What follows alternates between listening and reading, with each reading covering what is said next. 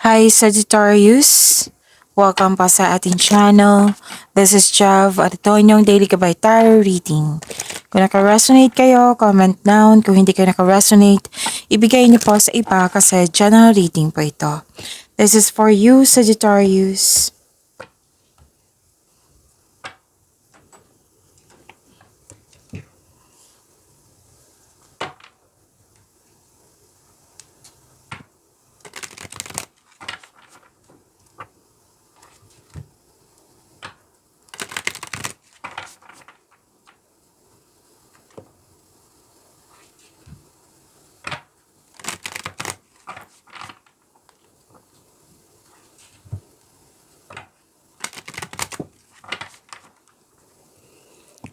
Para po ito sa inyo, Sagittarius.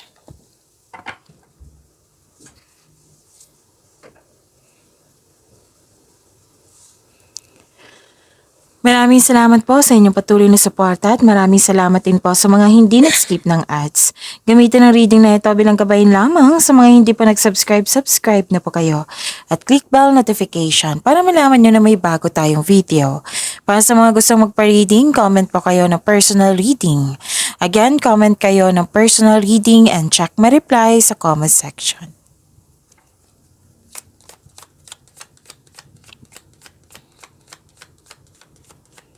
Spirit Guide, mga ganap pa para kay Sagittarius, I need 3 cards po.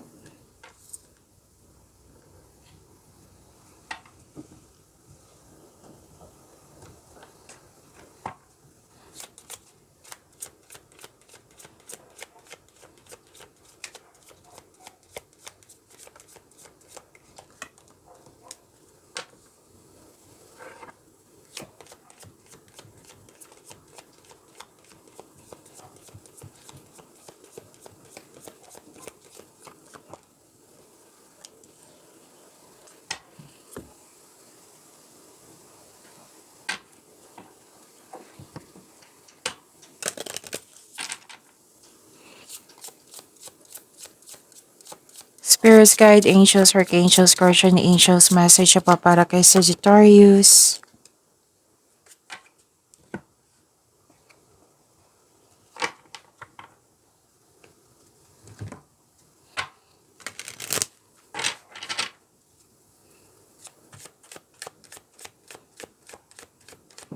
Spirits Guide, message pa para sa career and money ni Sagittarius.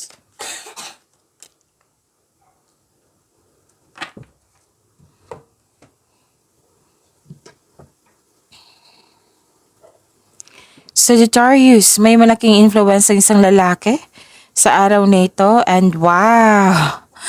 Ang ganda! Puro pera. May parating po na malaking pera sa inyo. Pwedeng dumating na ito or parating pa po. Or pwede din opportunity na makapagbigay sa iyo ng malaking pera. Cash flow, transactions. Ang ganda. Prosperity po ito. Tapos may nakita ako ditong nag-uusap na magkakapatid. At may ganap na exciting na ganap po. At wag maniwala agad sa chismis, sabi po ng card. 1, 2, 3, 4, persistence. So, let's read. Keep going. You have complete a task that is in alignment with your soul's journey. The divine is letting you know that it sees you and that all of your persistence is paying off.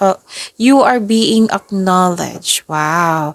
So, this is affirmation. Nakakabuti to sa'yo. Basahin natin. I take steps to stay in alignment with my soul's journey and I reap the rewards, wow, of my persistence. Wow.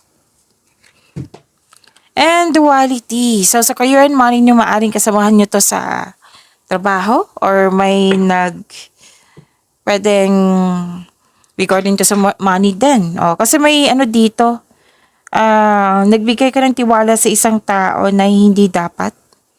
Alamin mo kung sino ito. Itanong nyo pa sa inyong intuition kasi may duality dito.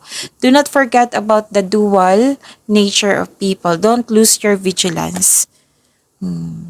At least aware kayo na kung ano yung dapat pag-ingatan, ganun. Mag-ingat kayo sa tao, intensyon ng tao.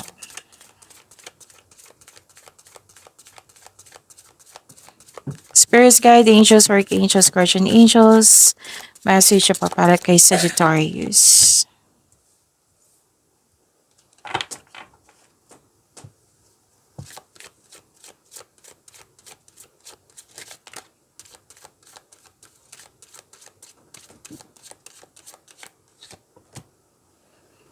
Wow.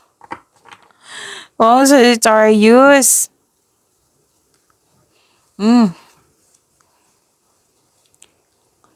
Kung may narinig kayo or may nakita kayong repeating message, meaning to say pinupush ng cards nyo yan. Like for example, nanood kayo ngayon ng May 15 at May 16 na video reading nyo.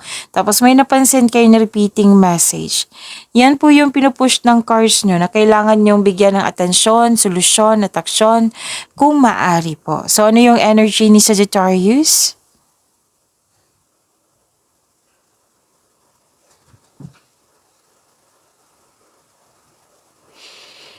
Okay.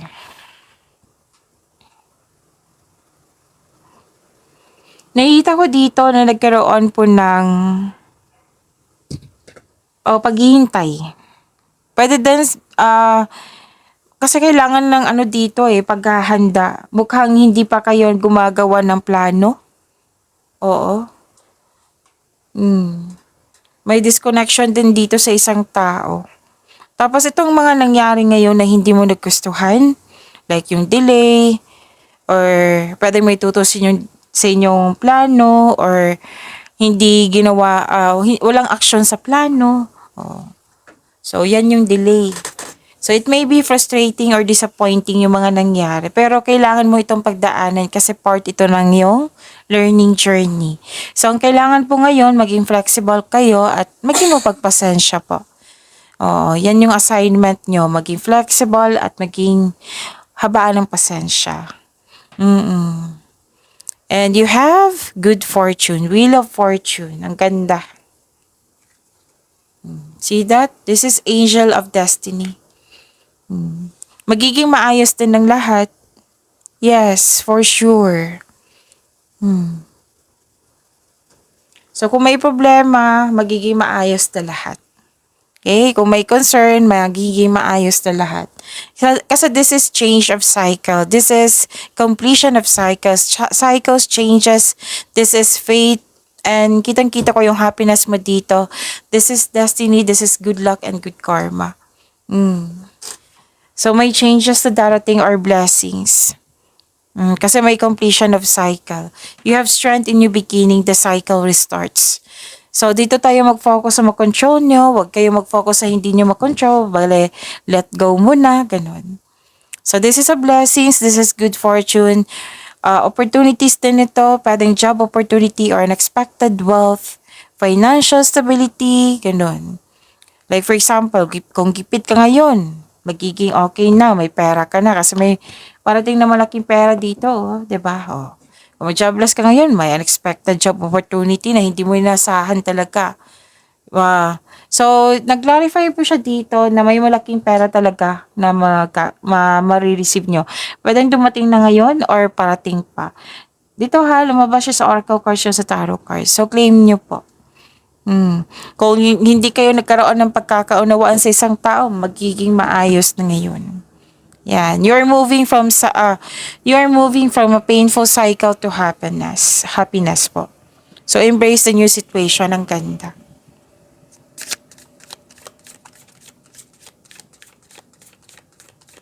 Career and money po.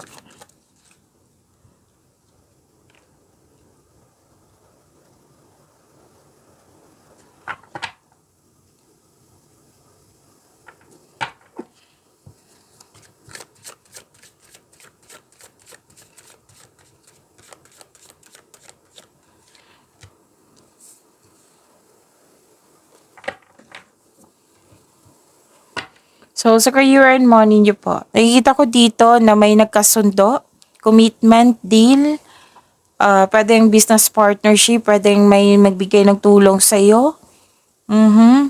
Oh, this is good kasi another card na mismo nagsabi dito na may dumating nga na job opportunity or any kind of opportunity. Oo, na makatulong sa iyong career and money. At yung pwedeng may kasosyo, makipag-teamwork sa'yo. Oo, yung sabi ng card dito, grab mo na yung opportunity na ito kasi makakatulong to sa inyong growth and expansion. Basta, wag lang po kayo magpabaya sa pagkaroon ng plano. Yan ang nasabi ng card. At, oo, may concern lang kayo sa hindi marunong magbigay halaga. Oo, at may concern din sa unstable sa emotions. So, kailangan yung ma-overcome yan. Pwede din may offer sa inyo na leadership role. Nagkaroon kayo ng alinlangan. Kahit kitang-kita mo sa mga surroundings mo na naghihingi ito ng guidance sa'yo na kailangan kanila. Mag-ingat din sa communication sa isang tao. Or pwede din may gusto makipag-usap sa'yo na ayaw mo siyang kausap.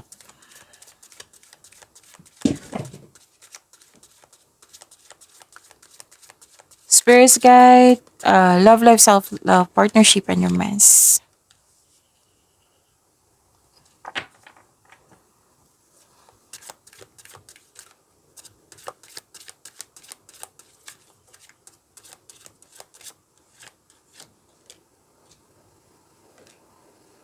Kailangan pa rin ng pagbalanse nito sa emotion. This is a repeating message but different chord. Kailangan ng pagbalansa dito. Or may taong, yung kayong dalawa hindi kayo nagkasundo. Pwede. Mm-mm. So, pwede din na naalala mo yung mga nangyari sa nakaraan na hindi ka maka-move forward. Whether single ka man, may relasyon sa buhay mag-asawa. Ganyan po. So, please know that you are guided to find peace.